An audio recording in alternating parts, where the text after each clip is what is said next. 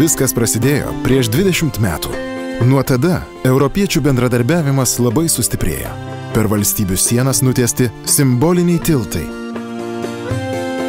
Mums rūpi aplinka ir inovacijos.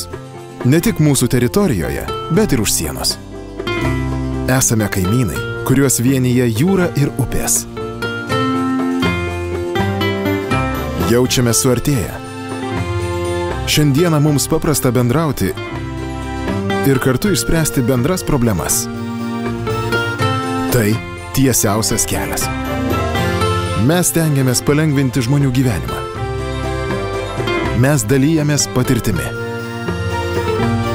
Taigi atėjo laikas švęsti. 2012 m. Europos bendradarbiavimo diena. Bendradarbiavimas suartina.